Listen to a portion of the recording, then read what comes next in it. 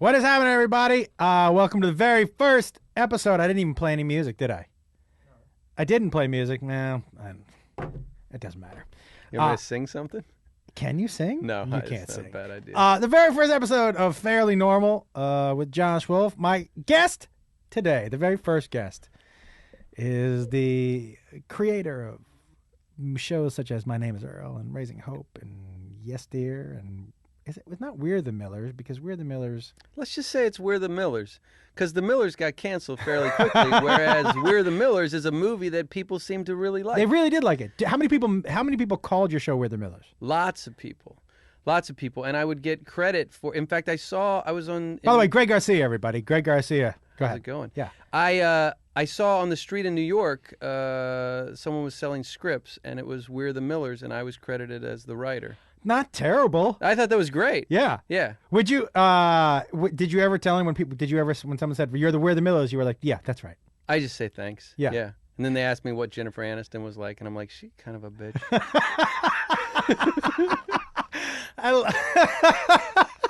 I love that.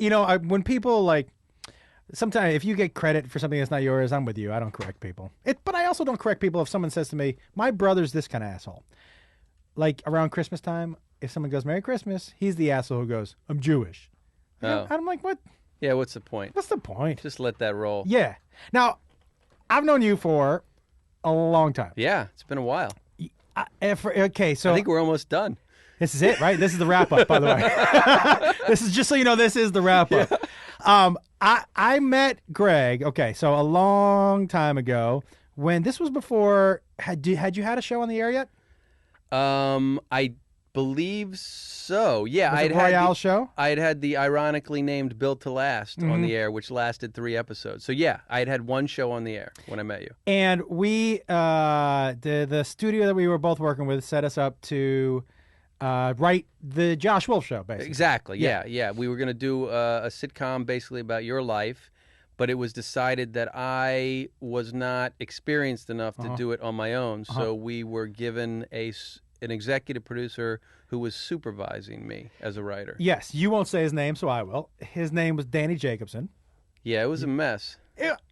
I tell stories about that because, listen, Greg was, I guess, at that time in your early stages of your career, yes? Yeah, very early, okay. Sure. And Danny had written Mad About You. Lots of stuff. He was on Roseanne. Okay. Long career. Yes. He also was a big fan of sweatpants with no underwear. Loved it. We saw a lot of his balls. I mean, he was such a huge fan. Every meeting was just weed, sweatpants, no underwear, and he was the pioneer of the croc. He really was. Yeah, I can see that. Might not have been the croc, but it was a croc. He lived a croc lifestyle. Yeah, very much. Do you know when I used to, listen, and Greg wrote what ended up being the best script, the best version, but Danny asked the studio to get rid of you. Yeah, I believe so. He was threatened by your script. I do know that. And I do remember turning in the script to him, and he said he was going to look at it, and then a week later, it showed up on my doorstep, and it was also delivered to the network, and it had both our names on it as writer, his and then mine, and it was nothing like the script that I'd written. No, it was a brand new script. It was a brand new script. His script, and here's, by the way, I want you to know what his writing process was. His writing process, I went to his house. He invited a writer over who he would not let me address by name. He said, you have to call him Clacky while he's here. So he would say, Clacky, take this down. Yeah. But before we could write a joke, he would take some weed out, and he would have this, the screen drop from the ceiling, and we would watch like 2 hours of The Honeymooners. And then he would be like, no, I'm ready to write. I'm like, my God, with your fucking balls.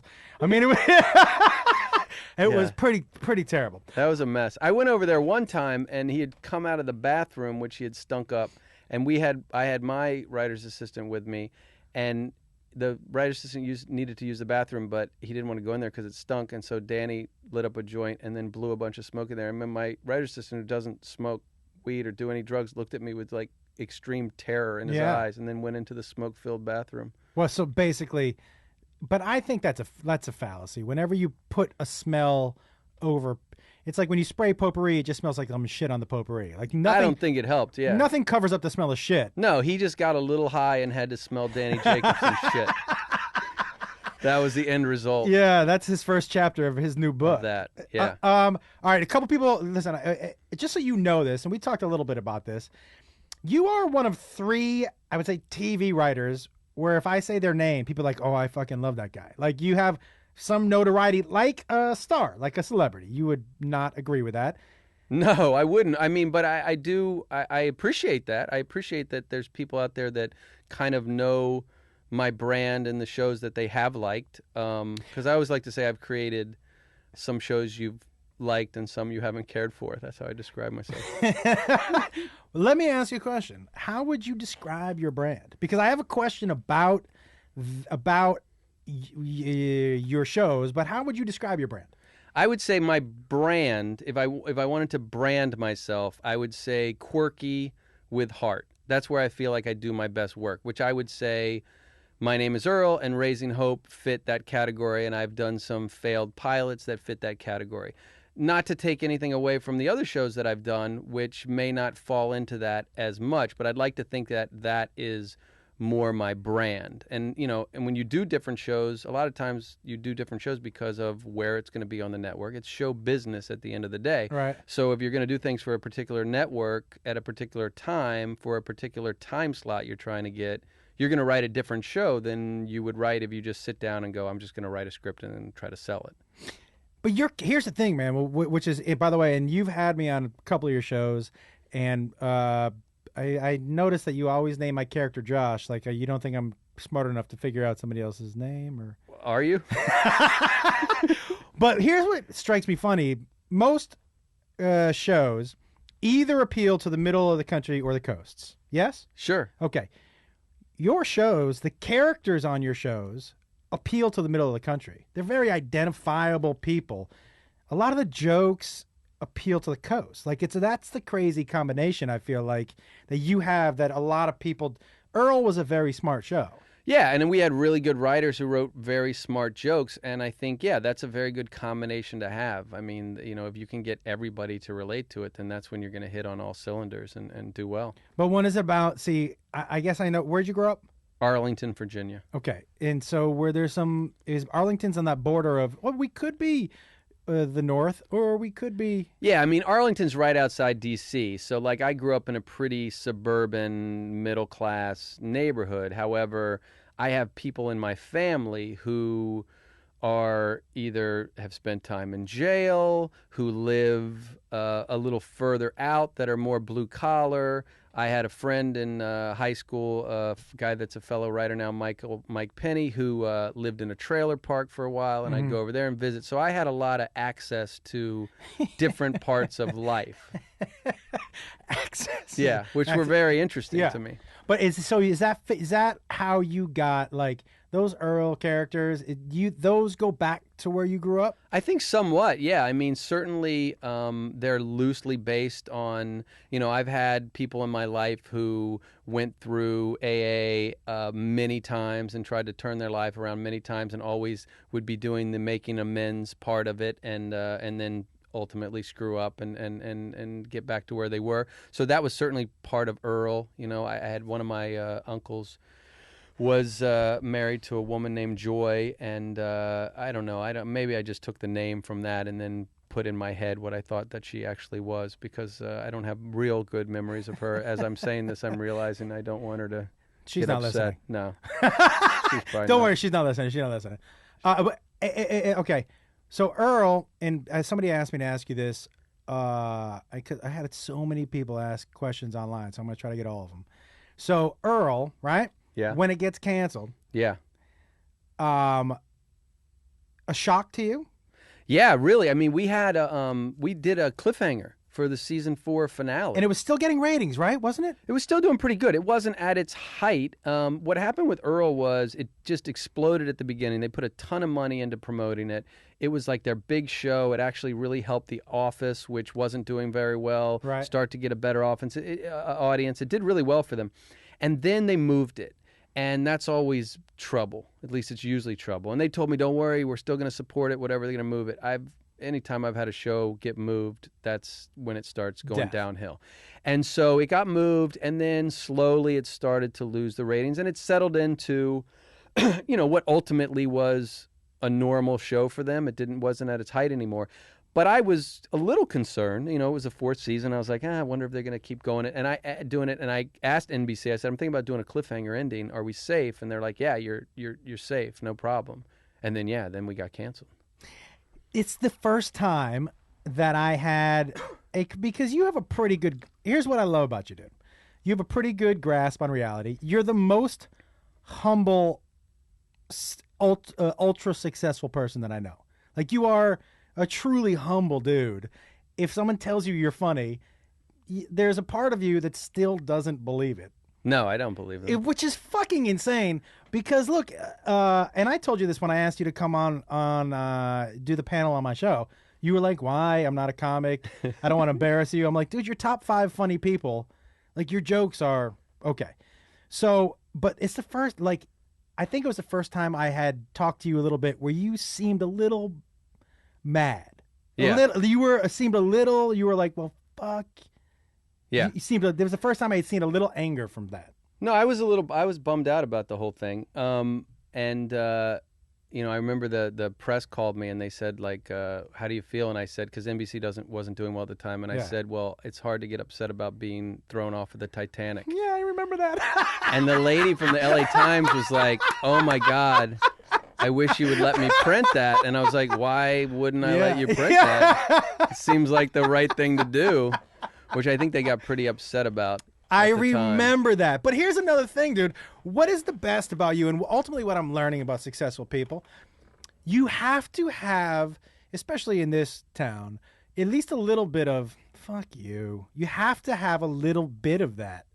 I think it helps. I mean, it's a risk to have that, and I think you have to couple that with, like, being nice to people and being willing to collaborate and stuff like that. But yeah, at the end of the day, I've done shows where I've done everything they want me to do and they don't get on or stay on, and you don't get rewarded for that. And then, like, when we did My Name is Earl, Jason Lee and Mark Buckland and I sat down before we did the pilot, and we were like, we're going to do the show we want to do, and screw them if they don't put it on. And we lucked out and they put it on. But I think to be creative, you should do what you want to do. Well, I don't think that's lucking out. One thing that I did learn, and I've learned from you and also learned from other people that I've worked with, like Chels, which is you have to make what you're making like nobody's watching it. Yeah. Make it for you, like what you think is funny, and then hopefully people, because if you start making it for other people, it's not going to... No, and that's what I've always done is I try to do shows that I would watch, and that I haven't always been able to do that for the most part. That's what I try to do, and then you just hope that you're in sync with the audience out there, or at least a portion of the audience that has the same sensibilities as you have. How much is a successful show, and I know writing obviously important, is the chemistry of the people on the screen? Oh, it's huge. I mean, I think when it comes down to sitcoms, what really works at the end of the day is characters that people want to watch on TV and humor. And then, yeah, I'm a big slave to story. I want great stories and interesting stories. But for the most part, I don't know how much the audience cares on a weekly basis about stories. I think, the cast and the comedy are the key components there. I remember when we were doing Earl, and The Office was on at the same time as us. And my dad used to call me all the time after the show and tell me what he thought of the show. And he'd always say he thought it was a funny episode. And then sometimes he'd talk about The Office, too. And one time I watched The Office, and there was no story.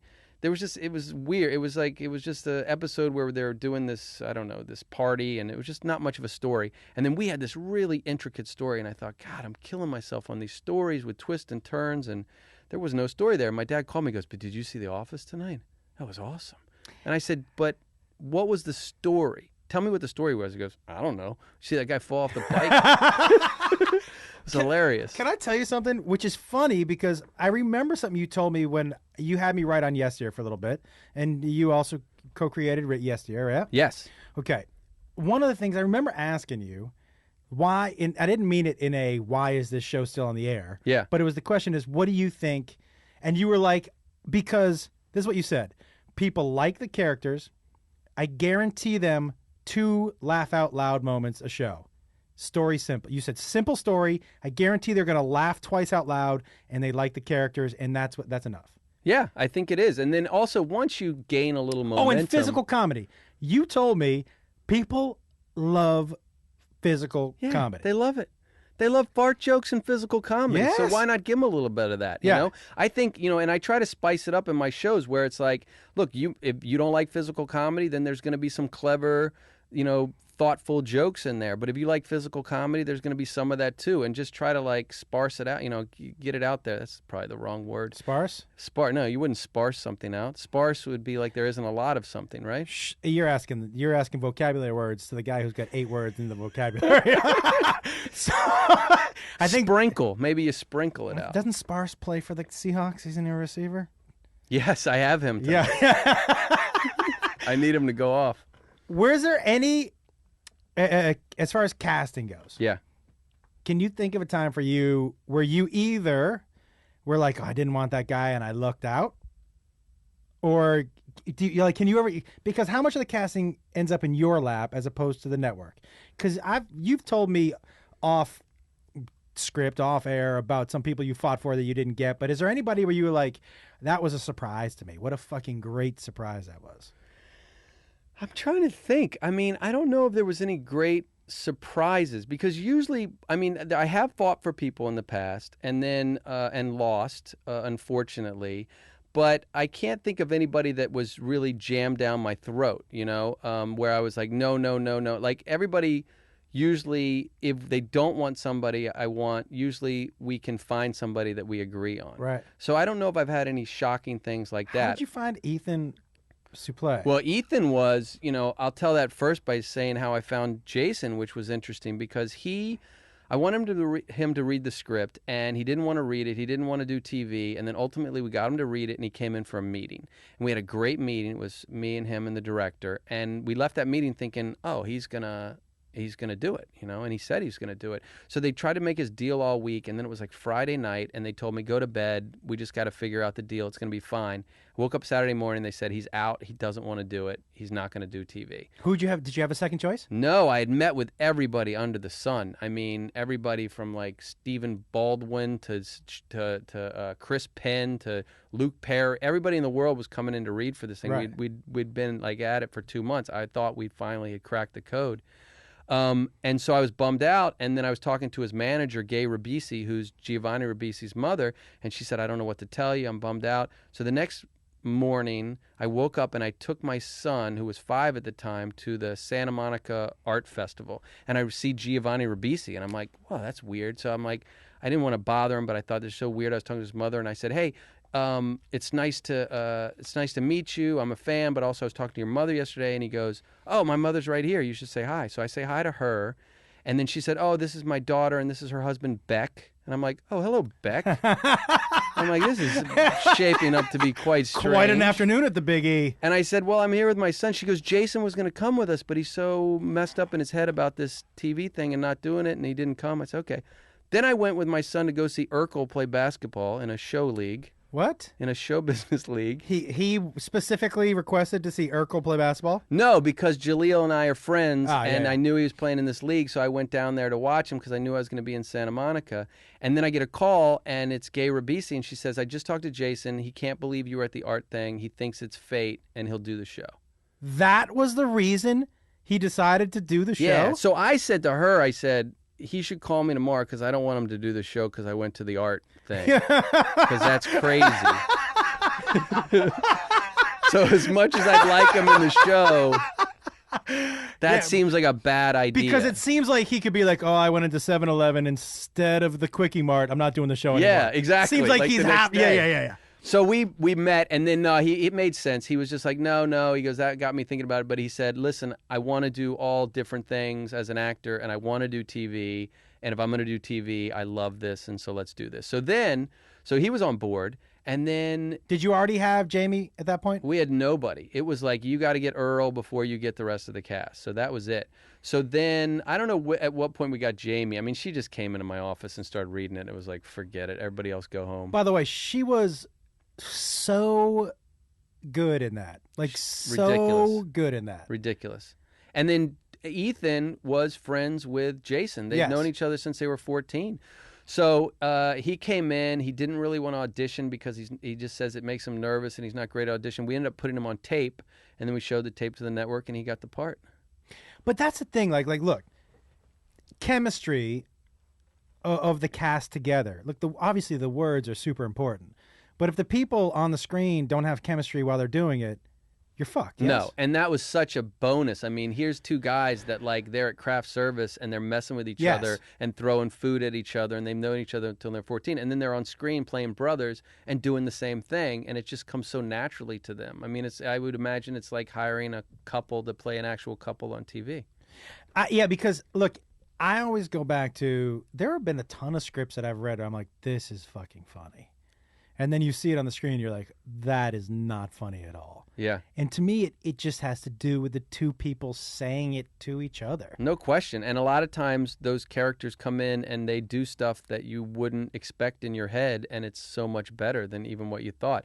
What do you mean? What do you mean? I'm saying, like, you have a way you wrote a joke, and you're like, you know in your head how that's supposed to sound because that's why you put it on paper. And then someone says it differently, and a lot of times you're like, holy shit, that's amazing. I didn't know you were going to say it like that, and it's like almost a different meaning to it. How much play do you give, and does it depend on the actor? How much play do you give the actor with your script? Do you go, say it for me one time the way I wrote it, and then you can say it one time the way you want? Yeah, I mean, usually there's an understanding that we work really hard on the scripts and we like to hear the words the way we wrote them. And for the most part, I've always had a very great relationship with the actors, and they understand that, and they like the words. Now, sometimes they'll come to me before the scene and go, this seems weird. And I'm like, yeah, that is weird. And I can either convince them why it's supposed to be like that, or I see their point and we change it. Or if we don't see eye to eye, yeah, I'll say, okay, listen, do it this way, and then let's do it your way. And they know, at least if they don't know right off the bat, they know after doing that a few times that if I get to editing and their way's better, then we put their way in. So no ego for you. No, I don't care. The editor's a huge resource for me because I say to the editor, put what you think is best in. So whenever I get my first cut, I already know what they thought. And so then we'll sometimes sit in the room and I'll say, okay, well, show me the other ones and we'll have a discussion. And no, I don't. At the end of the day, it's just whatever's the best thing on the screen. I don't care.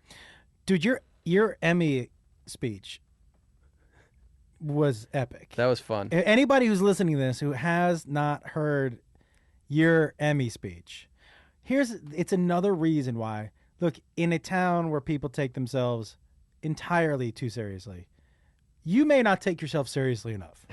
Like you really. That was a fun night.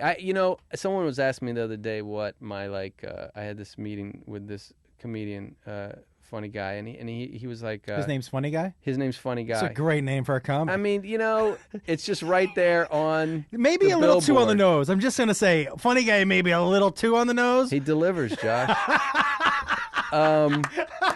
So he was asking me like, what am I most proud of or something, and I go, that speech was the best thing ever because I'm not usually in front of the camera, so I write things and other people get laughs, and even so much like I love like traveling with Jason when we were doing My Name Is Earl and just being in airports and stuff, and you see like people going nuts. I don't get that kind of feedback, and that's like really cool. So that was the first time where I was in front of an audience on TV and in front of all my peers, and I knew, I was like, if I win this thing, I think I got a pretty good speech. Like, I think this would be good. And when I started getting laughs, I get like a little smirk on my face. Yeah. And I'm like, this is nice. I mean, I see why you guys do it. This was addictive. very cool. And then the coolest part is I walked off stage and Conan O'Brien, who was hosting, was standing there, and he goes, how the fuck am I supposed to follow that? And you said, you're not. Give me the mic. It's over for you. No, that was a lot of fun. That was a lot of fun. But don't you have fun? You've been on your own shows, and you have Wilfred and a couple of characters you play. Yeah. So it's not like you don't like doing it. I like it. Did you have fun coming on my show? I had a great time coming on your show. That was a lot of fun. Did you get any good feedback? I did. People liked it. It was fun. My wife gave me a lot of crap about my beard. Listen, your beard and It anybody was insane who at that point. What article is that? Is that Deadline? Oh, Deadline did a story on me today, and they had a picture, and I didn't like it, so I sent them a picture of me that I made them put in. It's ridiculous. He looks like a homeless dude who talks about helicopters. Oh, did you see that helicopter? Like you would be twiddling your thumbs a lot. Like I looked at that picture, like what? You sent me the article. I was like, dude, this is like. I know. But that's the part. Like you don't take yourself seriously. No, what's the point? You gotta have fun. You gotta have a good time. But there's no. Like you understand your perspective. Look, I don't know how to talk. You created Hope. Yeah. And I was on your set when you were running it, and I was on that set when you weren't. Yeah. When you're on a set, and I kind of took this from you when I was on mine. Like, it's all trickle down. Yeah. The attitude on that absolutely. set is all trickle down. Absolutely. But I watched you talk to people like actors, and the reason I asked you about the line is that you're firm but giving. Is that fair? Yeah, I mean, look, I'm very specific about what I want. I'm very controlling. I and that's no secret to anybody that I've ever worked with. I have a vision, but I also will listen to all the ideas. But if everyone's against me and I feel like it needs to be a certain way, that's the way we're going to do it. And it's just because I have to trust myself, and I want to go to bed at night knowing that I did it the way I thought it should be, either sink or swim. And I think part of running a show also is part of it is you're hosting a party. I mean, people are looking to you to set the tone to how to behave, how to treat other people. If you come in there, and I've noticed if I come in there and I'm like stressed out and I'm worried about something, that's the way kind of people act. And you come in there and you're laughing and making jokes. And like on Earl, when I would dress up as Wilfred and I would refuse to break character, and I would wear the wig and the mustache. It's so good. And I would just go in and and plus it was a great release for me from the stress of running the show. I would refuse to break character, and Wilfred would come down and he would fuck with people. Will you explain to people what Wilfred was like? All right, so Wilfred I just decided I was going to put myself on the show, and I would wear a wig and a mustache, and I think I played Tim Stack's agent. Yes. And Wilfred would just come in and he'd be like, all right, guys, how y'all doing, man? This is the best goddamn crew in the world, man. I love coming here. And people would just have fun with it. One day I was directing an episode. As Wilfred? No, I was directing as myself, although Wilfred should have directed a couple. But I just directed by myself, and Geraldo Rivera was in the episode. But you had some great guest stars on that show. Oh, we had so many great guest stars. We were so lucky that people wanted to do the show, and it was fun. And we were doing this one bizarre episode, and Geraldo Rivera was like in the episode. And I told him, I knew I had a scene with Wilfred coming up next, and I said, listen, there's a guy coming in who's going to direct because I got to run out for an hour for a meeting. And he goes, okay. So then I went to the makeup trailer and I got in Wilfred's stuff. And I come out and Geraldo's at craft service and I yell over and I'm like, Geraldo, hey man, hey, we're in a scene together coming up, buddy, can't wait. And he kind of just waves to me like, what the fuck? And so we sit down and I sit down across from him in the scene at a table. And he goes, how you doing? And I go, give me a second, Geraldo. Give me a second here, man. I lost a fish this morning, and I'm a little upset. And he goes, oh, okay. He goes, I'm sorry, was it a koi? And I go, fucking koi, man. What am I, Geraldo Rivera? It was a goddamn goldfish. I can't afford a goddamn koi, man. Just give me a second, all right? So he says, okay, fine. And I kept kind of messing with him. And then I left, and I came back and directed the rest of the episode, and he had no idea. He never knew? Did he ever mention Wilfred to you? The next morning, he came up to me at craft service, and he had been in the makeup trailer telling them about the weird guy that he had to do a scene with, and they told him. So he comes up to me at craft service the next morning. He goes, "You son of a bitch!" Hilarious. Yeah. Listen. The guest stars you had on that show were amazing, but who was the dude that sang? Did he write on your staff, and you only had him on the show, and he would sing? Oh, Dan Casino. Yeah. Yeah, Dan Casino was great. He was. But you populated your shows with bizarre fucking people. The daytime hooker is my favorite character out of any. Dale Dickey is so amazing. Yeah, we had a lot of fun. In fact, it was funny because we had this one. We had like one of the first episodes in the first batch. We had this guy who was like he had one arm and no legs, and he had these like metal legs. And we did a thing where he dated the one-legged girl we had on the show, and he like chased Earl down the road. I remember that in the metal things. With the metal things, and the kid one of my favorite scenes ever. He had gotten hit by a train, And that's what happened to him. And the director, at one point I told the director, I said, he's not coming out fast enough. Tell him to come out faster. That's me. I want a guy with no legs to come out faster because it'll be funnier. And the director went up and said, you got to come out like a freight train. You know what I'm talking about? And the guy's like, yeah, I think I know what you're talking about. And the director came back and I go, you know he got hit by a train, right? And he was like, oh, shit. He told the guy who lost his legs to a train to come out like a train? Swear to God. Oh. It was fantastic. So, so Dan Casino was a production assistant who would always like sing Prince to us and stuff in the office. And then, you're just sitting around late at night and you're like, put Dan in the thing. And they're like, and then they said, the wardrobe came and said, what do you want Dan Casino to wear in the show? And I said, I want him to wear a white T-shirt that says with black letters, Dan Casino. That is what he wore. Yeah. I was wondering why. Yeah. Dude, listen. The Dan Casino, and I was on an episode where and all you did was have him sing. Yeah. And, he would sing. Yeah, he would sing a lot. He would sing a lot. But music was a big part of Earl. They gave us a great music budget. I mean, right off the bat, they decided that they were going to give us a real healthy music budget, and they let us really just write episodes and kind of drive to songs. I would have songs in mind. I'd be like, I know I want Earl doing X under this song. Let's get to that point, and it was powerful. It was good. Music is, if you can throw a Rolling Stone song into the end of an episode, it's really, really, dramatic. All right. Somebody wanted me to ask you, any chance you ever do an Earl movie? Yeah, I've gotten asked that a few times. 20th Century Fox owns Earl. I would certainly be up for it. It would be a lot of fun. The process of running around and trying to sell a movie seems it's a little different. It's different. It's time consuming, and I'm usually doing stuff. I'd be open to it, but I think what people in this outside of the town don't know, and correct me if I'm wrong, if you walk into a room to sell a TV show, you have a ton of cachet.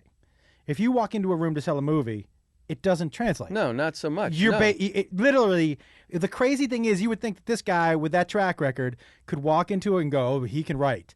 But the movie people don't give a fuck about what the TV people are writing. No, and also it comes down to, it's there's not a lot of unknowns. They know what it is, and then they have to do the numbers and see, is this going to translate into money for us, Well, they made a Man from U.N.C.L.E. That was from the fucking 20s. I think they could figure it out. Did they make money with that? I don't think so. So that might be I might be a reason they don't do this. I don't think so. I think it would be a ton of fun and a lot of fun to write. But I'm kind of in the position where somebody needs to just knock on my door and go, hey, you want to do this? And then I'd be like, yeah, let's do it. Well, and I got one more Earl question for you, and then we're going to move on. Somebody also wanted me to ask you, out of the people on the cast, and I'm going to see if I can translate this question, was there anybody who consistently delivered lines that you didn't think were going to be funny in a funny way? Do you know what I mean? Where that wasn't written funny, but when they said it, they were like, that's I don't know that's supposed to be funny. I would say, and let me just preface this by saying that cast was amazing. And they always delivered, every single one of them. But for that specific question, I would probably say Ethan Suplee because, and by the way, I don't really, as I'm sitting right here, know if it's Ethan Suplee or Ethan Suplee. And he's told me a million times. I thought it was Suplee. I know. So who knows? I've always said it wrong. I introduced him at a table read not long ago. I think I got it wrong again. There's something wrong with my brain. But I would say Suplee. Not? I don't know. Maybe. Will you, Aaron, will you... Wikipedia, please. Because everything on Wikipedia is true. Because they said... How would you know on Wikipedia? Because of the lines over something? I think phonetic. What are those two dots? The umlaut? What is that? An umlaut? Yeah. Snot? What is it? I don't know. Dots? The two dots? Buddy. The two dots over the U or the O? Okay. It's like in every single Slayer song. There's those. Yeah, that's right. Yeah. Okay. All right. So I would say Ethan because Ethan would always, he would end up taking like a different angle at things sometimes and surprise you more than other people, where other people would just really deliver the line perfectly. And, not unlike Garrett Dillahunt on Raising Hope, where you thought you wrote a straight line and you did not write a straight line. But that leads me perfectly into the next question. If somebody asked, because look, all I knew from Garrett Dillahunt was the Jesse James movie, where I was like, this dude is an amazing actor. Insane. An amazing actor. Yeah. Well, how do you think to call him in for a comedy? I don't even think to call him in. And the truth is, he did comedy before he did the crazier stuff. He was on. Is that true? He was on Norm Macdonald's 4-camera sitcom. And he was, I think there was an... so he wasn't on your list of people to call in? I didn't. I had watched Deadwood, Yep. and I was a fan, but I didn't know his name. And then he's such a chameleon. He comes in he came in an audition. I think he might have been in New York, and he went on tape, and I watched it, and I was like, this dude's amazing. Like, he's the guy. There's no question about it. And then later, I had to, like, look and go, oh, shit, that's the guy from Deadwood, who played 2 different roles in Deadwood, by the way. Dude, the role he played in Jesse James was like, he played such a simpleton, but there were so many layers to him. I was like, this dude is fucking crazy. And then when I had heard that you cast him, I was like, I'd only seen him in those serious. I was like, well, Garcia fucking sucked the dick on this one. Fuck, the first time he's ever chosen wrong, and it was so spot on. Oh, because in your head, and I'm sure other people auditioned for the role. In your head, can you tell me who you pictured when you wrote it?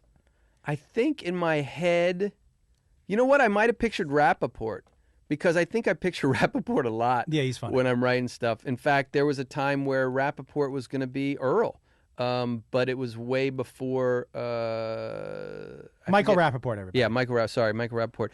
So I might have pictured Michael Rappaport as the father in this, because he cracks me up. But yeah, Garrett came in and just killed it. And I think Garrett is always the best in anything he does. He's always the best part of it. So to me, that combo, again, when you're just talking chemistry, him and Martha. Great. You just believe them as a couple since high school. What you believed, here's what I loved about it, is that there was something about them. You know, the shorthand that people have been together for a long time have? They seem to automatically have that as a couple. Yeah. Like, I believed that those two had known each other for that long and had been in love and to the point of marriage where it was like, yeah, I love you, but I don't, I don't have to see you every day. Do you know what I mean? Like that was, so it felt so real to me, but they had it right away. Yeah. And they got along great on set always. And I think, again, when there's a connection there, then that connection carries over to the screen, and they still hang out. They sent me a picture of the two of them hanging out actually this past weekend. I'm having dinner with Garrett on Thursday. And I think it's high time that Garrett is the lead of his own show. Dude, he is so ridiculously and look, there's a difference between me delivering a punchline on stage as a stand-up and then going to your set and delivering a punchline. But because my instinct as a comic for TV is to deliver the punchline. Yeah. Do you know what I mean? Yeah. To get up there. But from watching Jason and Garrett, those guys just said your words. I mean, they obviously are good actors. Yeah. But they didn't deliver the punchline. Do you know what I mean? Yeah, but I also think that, like, when you're on stage, there's a tendency, I mean, depending on who you are and what your act is, to lean into a joke. Yes. And it's stuff that's very honed and you've done a bunch of times and you know it's going to work and you have that confidence to lean into it. And I tell a lot of actors sometimes, especially when we're doing stuff on a weekly basis and it's all new stuff, I rather them lean back and do a joke, because if it doesn't land, at least you're not falling on your face.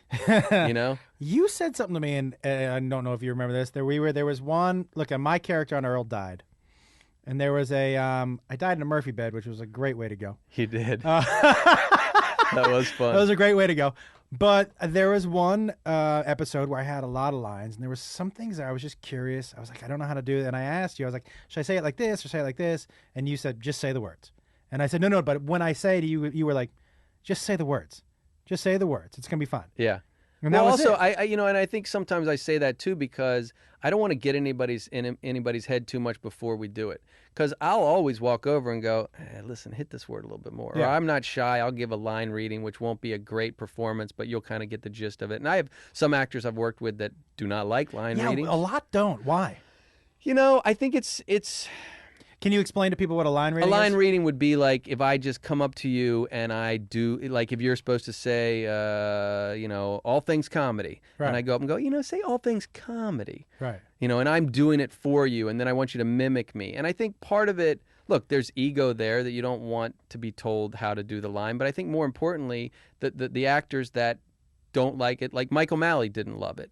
And it wasn't a place of ego at all. What he explained to me is like, if you give me a line reading, then it doesn't, especially if you do it right off the bat, it doesn't give me time to interpret it and still put my spin on it. I don't want to just mimic you. And so what would happen with Mike sometimes is I'd try to, and I'm not the most articulate guy when it comes to giving a note, and that's why I usually fall back on a line reading. So I'll try to explain what I want, and then sometimes that'll work. But if with Mike, if I've explained it 3 times, he'll just go, just do it. Just do it. Really? You know, at that point, it's like, fuck it, just do it. Just do it. And then I'll do it, and then we'll move on. But do you feel like it was harder? Because right now you have, like I said, you have a certain amount of cachet. So if you walk up to an actor and say, this is the line reading I want, do you think it was harder because Mike was on Yes Dear and you were still kind of new? Oh, sure. I think there's probably more trust now than there was in the past, and maybe there's a little bit more like, I don't want to. I mean, who knows? I mean, you could give someone a line reading and you could feel like they're completely fine with it. They may go home to their family and go, this fucking guy's giving me line readings, and they're pissed off about it. Yeah. I don't know. At the end of the day, I just want a good show. Yeah. I just want them to say it the right way. But at the same time, you never want to do it in the beginning because, like I said earlier, somebody could do it completely unexpected and it's better than what you thought. So I don't want to start off telling them how to say it. Okay, you're writing on a completely jump. You're writing a musical. Yeah, speaking of Mike O'Malley. Yeah, that was a weird thing. Like Mike called me probably about a year and a half ago. And he called me and he said, hey, you want to write a Broadway musical? Which is right up your alley. And I go, what? Yeah. I go, what the fuck are you Yeah. talking about? He says, listen, here's the deal. He goes, it's all set. Like the producers, the money's there, which is a hard thing to get, you know, with Broadway. And we have all the music. I go, how do we have all the music? He says, it's Jimmy Buffett's music. We're writing a musical, like a jukebox musical, but with all of Jimmy Buffett's music, and he'll write like a couple original songs. So I was like, yeah, I love Jimmy Buffett. I like working with you. And I guess Buffett was an Earl fan, and Mike had worked with him in the past, and that's how it all came together. So, yeah, we wrote it, and we've been working with a director down in La Jolla, and I guess they're going to do press about it sometime, but I've mentioned it before anyway, so is it that doesn't crazy? bother me. Is that, I mean, how much different was that? At the end of the day, is it still basically the same process? Yeah, you're telling a story and you're trying to make it funny. The difference is like you can't just write any story you want. I mean, the songs, we're not doing like Jersey Boys is a musical. It's about Jersey Boys. So they can just go, and then we came up with this song and then sing the song. We're telling an actual story and trying to shoehorn Buffett's songs into the story. So the way I did it was I listened to all the songs I knew they'd want to put in, probably about 20, 25 songs, and I started creating characters based on the songs. Then I started to create story turns that would make sense for those people to sing those songs in those moments. Sometimes we just use the chorus. Sometimes we use just a little bit of verse. Jimmy's given me permission to kind of change some words now and then to make it make sense in songs. To make Stop it. Yeah, I mean, not like anything too so dramatic. Margaritaville is like Thomasville, or it's Gin and Tonicville now. But I think it works better. Like you don't want to change too much because I know it like was Gin and Juiceville. Yeah, like I went to see Cat Stevens recently, and he was singing Another Saturday Night. Wait, as Cat Stevens? What's his name now? Yusuf Islam, but I think he was still billed as Cat Stevens. I bet he sells more tickets as Cat Stevens than he does as... I bet you Yusuf Islam doesn't sell as many seats. Less metal detectors. Yeah. So I went to see him, which was great because I like Cat Stevens, but like he sang Another Saturday Night, and he changed the words because like he's married now and he didn't want to talk about trying to get laid, so he changed it all about how he's trying to get a job. And I was like, I don't, So I'm very conscious of I don't want to change it too much, but you can't do it. It's like going to see Motley Crue, and if they change girls to like preschool, or even just ladies. Yeah. So anyway, so we wrote it, and we're doing like this big table read in December, and then I've noticed that things move kind of slow in the Broadway world, but it seems like it's starting to pick up now, and we'll see what happens with it. I don't know. Okay, I haven't given the number out yet. Oh shit, if this flew by. It's already 5:30. All right. That's how quickly that happened. So 323-282-7424. This is the very first episode of Fairly Normal. You've been listening to Josh Wolf. This is Greg Garcia. You can call in. I apologize if you have been listening and have not been calling in. The feed isn't working. Can't find the show. It says channels offline. What's up? Okay. That person is just not bright. Now they're up. Let me see if I got stream again. Okay. Let me see if there's any questions on here. Okay. Man, I don't know. Some of these questions he can't answer because he still has to work in this business. What are the questions? I'll dance around them. Is there any actor or actress that you would not work with again? Before you answer that, we have a phone call. All right, let's do the phone call. I know the answer to that, but I don't know if you can say it. Hey, this is Josh. You're on with Josh and Greg Garcia. What's going on? Hey, guys. How you doing tonight? Good. How are you? What's your name? This is Justin. Hey, what's up, Justin? How are Hey, you? Justin. Hey, guys. I'm doing well. How about yourself? I'm doing very well, man. Good. You got anything you want to ask Greg? Yeah, I do. I was a huge Raising Hope fan. Is there any opportunity that you see in the future to bring that back as a limited series, kind of the way that X-Files is doing? I don't know. I mean, it's a show that kind of fizzled out towards the end. So the idea of like getting people real excited about it to do that would be tough. I mean, not unlike an Earl movie, it'd be something I'd jump right back into and have a lot of fun doing. Certainly, with Netflix and stuff, they're doing like Fuller House and so, who knows if that takes off. You never know if all of a sudden there's this market to kind of bring back casts and do like limited things would be great. I mean, I think for any show, I mean, I think even like, I was laughing the other day, even doing like a Yes Dear, like coming up on it now and just doing like a really edgy version of it would be funny. But yeah, you never know. What is it you liked about Hope so much, Justin? Was it you like the characters, or what do you like the? No, to be honest with you, I mean the very first episode was so bizarre in how it was set up. I was like, how are they going to get a show out of this? And it intrigued me to come back and watch the second episode. And the second episode was so different that it made me fall in love with these characters. Plus, I really love Martha Plimpton. Amazing. Yeah, she's so good. And to be honest with you, she is so political, and she's not afraid about it. I think a lot of people in Hollywood are afraid to put their opinions and their views out there. She is who she is. Oh, she is not she is not afraid of that at all. No. I've been reading her Twitter lately. She welcomes it. She welcomes it. Yeah. But it was just a feel good. I mean, you watch that show to feel good about life, and I live in Illinois, so I'm middle America, and that was the sweet spot for me. Well, cool. I love that. You know what's Thanks, man. interesting, and Justin, Hope had it too, and so did Earl. At the end of the day, there was that last 2 sentences of your show that had a moral and heart.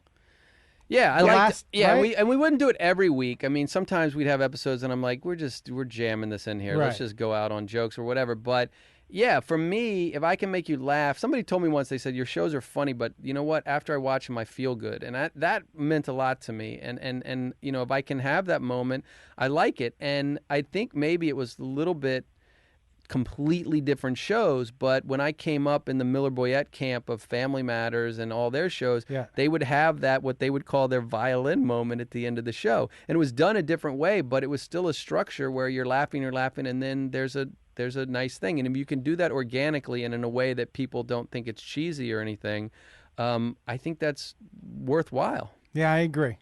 Hey, Justin, thank you for calling, man. It was the hug at the end of the episode. Yeah, everybody felt that hug, right? Yeah, man, for sure. All right, thanks, man. All right, thanks for calling, Justin. Thanks, guys. All right, buddy, we'll talk to you soon.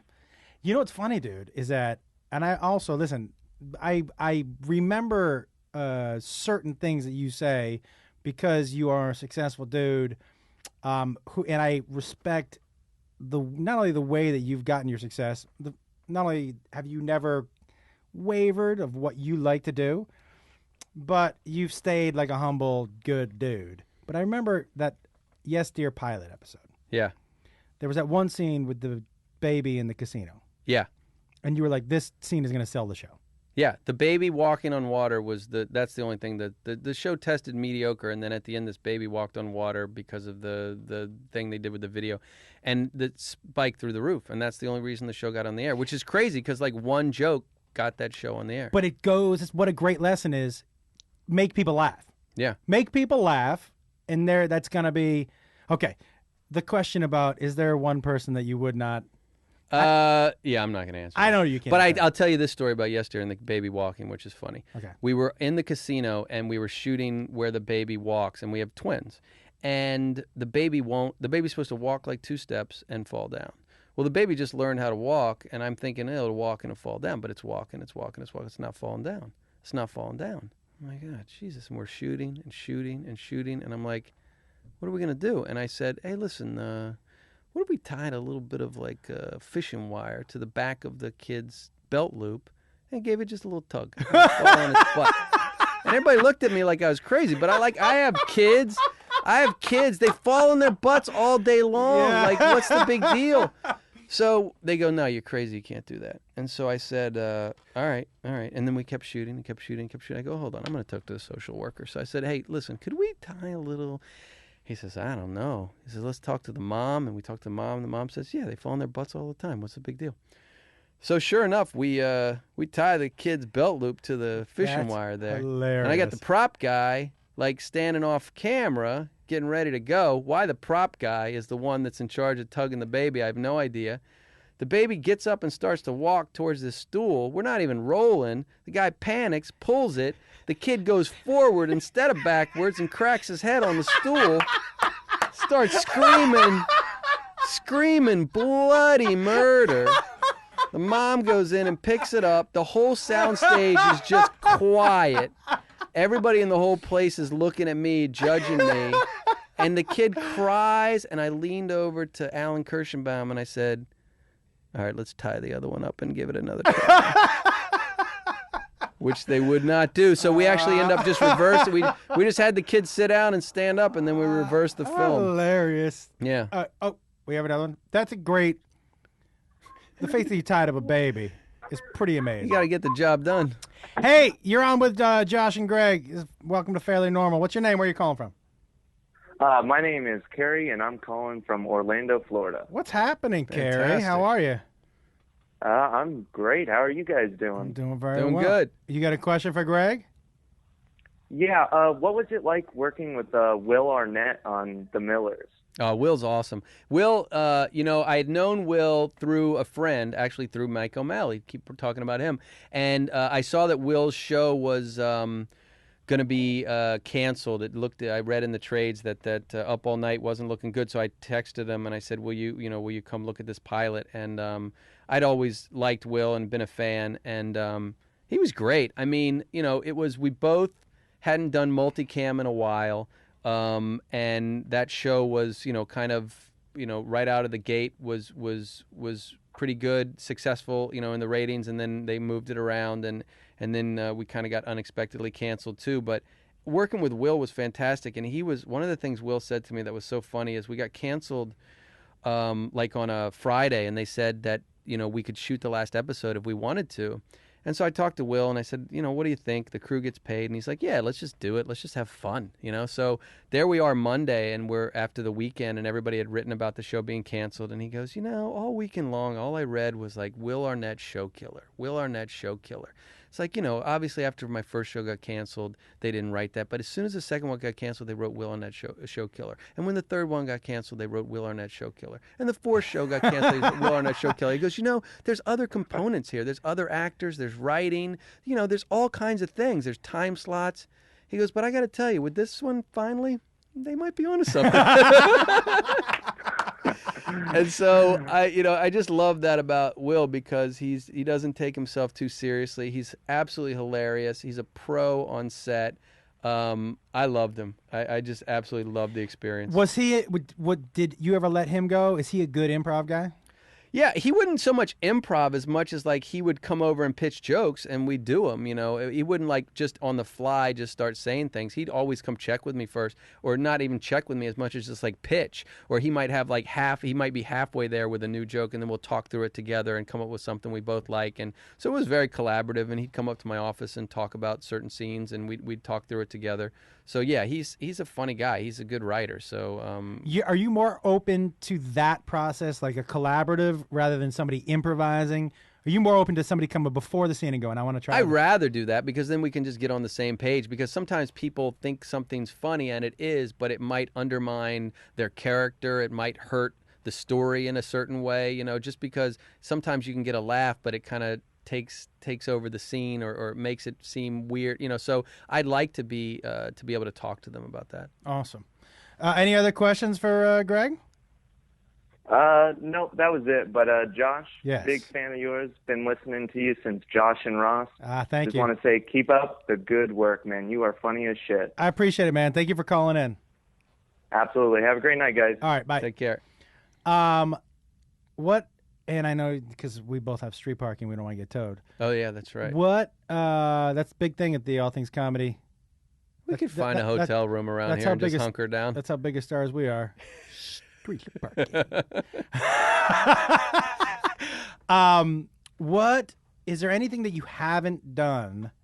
That was another question that I got a bunch of times online. Anything you haven't done that you want to do? You know, you and I, a couple of years ago, you and I went out to dinner and we brought our wives, and you asked my wife, who writes scripts, movie scripts, a bunch of questions just about that process. Yeah. Is that something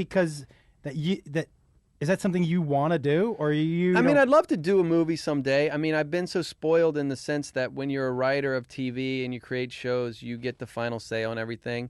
And so I've directed a bunch of single camera comedies. And so I think ultimately, if I ever did write a movie, I'd like to also direct it, because I'd like to see it all the way through. Right. If somebody would let me do that. I haven't really gotten around to trying it because I've usually been working in TV, so I haven't had time. So ultimately, that would be something I wouldn't mind checking off at some point. Also, there's a book of short stories that I've been working on a long time. Is that the one you sent to me? Yeah. That is so fucking funny. Yeah, it's just kind of twisted stories. Is it? Can you tell people kind of what it is? Yeah, I don't care. I mean, was somebody going to rip it off? Great. Yeah. If they do a good job, I'll read it and enjoy it. It's just that I used to go to guest house, like rental, like vacation houses to write, just to get away and be in a quiet spot and kind of force myself to get something done. And sometimes I get writer's block, so they would have like a guest book there that people would sign and go, we had a great time. By the way, the dishwasher's not working and whatever. Yeah. And I would write like a long, fucked up, bizarre story of something weird that happened in the house. So can you give a brief example? Well, like one time, like this older couple rented the house and had their family up, and their son was their son's fiance was an atheist, and they were very religious. So they drugged the woman in the middle of the night and baptized her in the hot tub. Stuff like that, like or meth heads that broke into the house. Just so you know, this is things that you're leaving. So I leave them, yeah. So I write it all and leave it for the next people to read. Yeah. Like I have like people get in fights and stick a fork in someone's eye. So I picture like the next people are reading it, going, "Don't eat the fork! Don't eat the fork!" So yeah, some of the stories are so fucking funny. Yeah, they're fun, and it was also just a fun way to just write stuff that I can't put on network TV that's just bizarre. So I've made a collection of those. I've tried to even sell it as a TV show, like an anthology TV show, but I haven't had much luck with that. But so I'd love to publish that at some point, because that was fun to write. Yeah, and I just don't know if you know this. I'm a New York Times. I know. Best-selling author. I know. You're gonna have to give me some tips. Well, I mean, I would love to. Tip number 1, smoke a bunch of weed. Okay. All right. That's it. That's all I got. Oh, okay.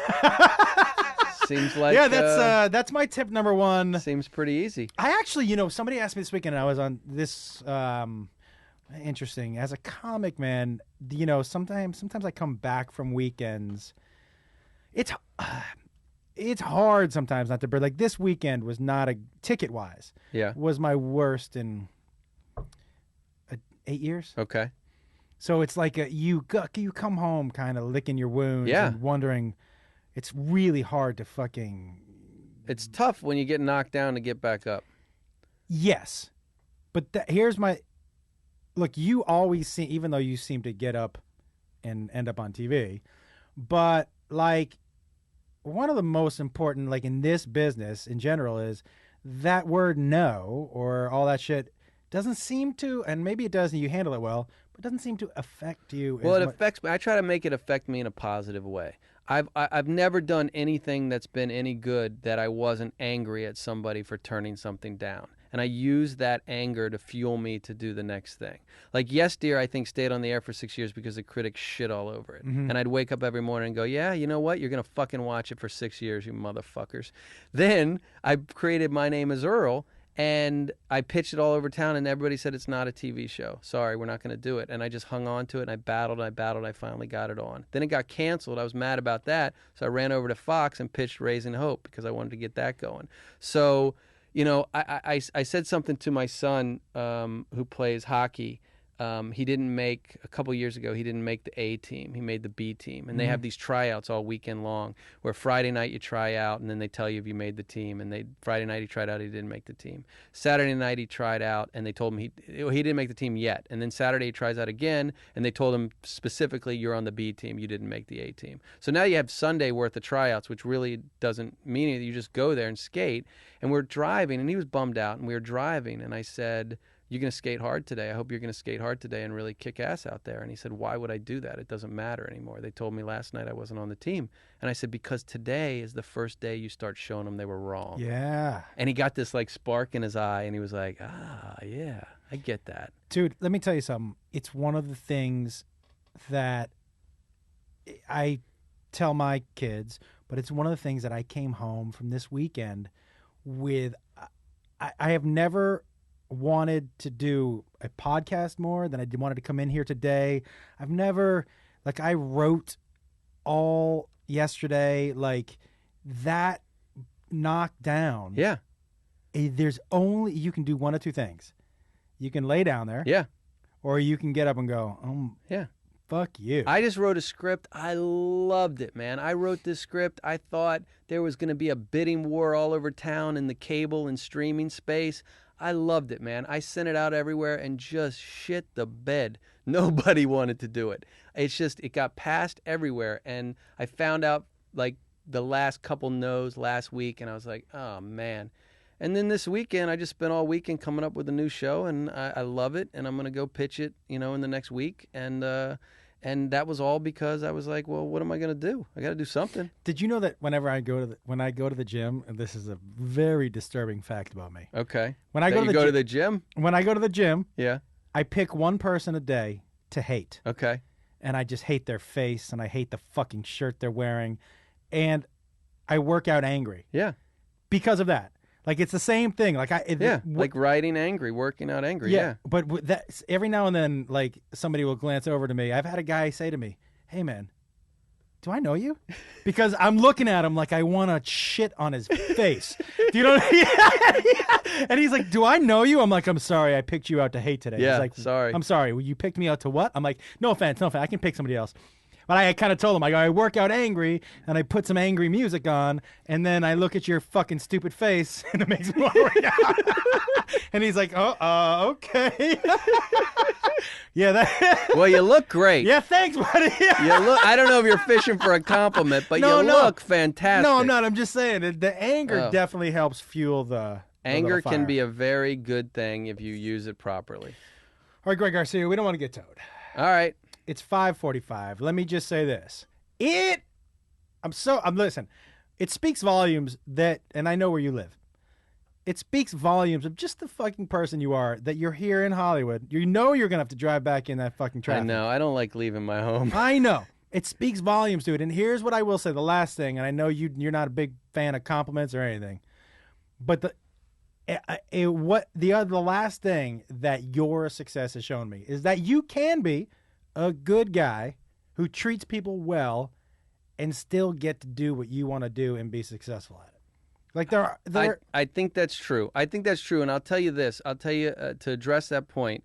I'm very proud of something that happened, but it also shows you why I can't get a big head. I met a very nice guy who created the show Blackish not long ago at Dodgers game. And I went up to the CAA suite where he was, and I met him, and he was very nice, and we had a nice chat.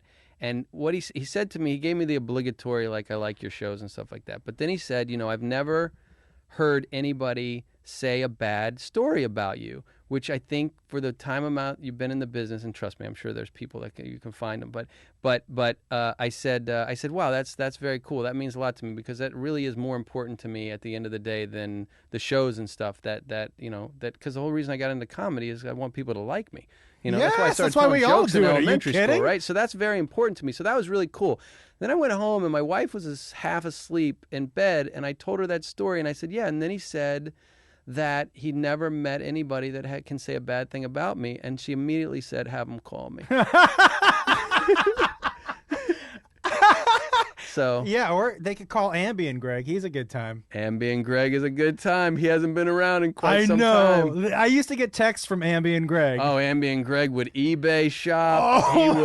He would write emails to the network. Dude, I would get a text from Ambien Greg, and then the next day I would get a text from you that said, did you get a text from Ambien Greg last night? And I'm like, I did. Yeah. Ambien Greg was one time naked in his driveway with Lucas Neff, the star of Raising Hope, on the phone, and he claimed that he was taking Lucas Neff through the neighborhood to go meet Ozzy Osbourne. Ambien Greg was a good time. He was a good time. Yeah, but it was time for Ambien Greg to hit the shelf. He had to go away. He had to go away. Wait, can you tell me the weirdest thing Ambien Greg bought online? Oh, gosh, I don't know. Probably just, no, I was pretty solid with my investments online. It was like, old lunch boxes of TV shows and stuff, pretty solid stuff. Smokey and the Bandit car? Yeah, Smokey and the Bandit car. I think I bought a Pacer once.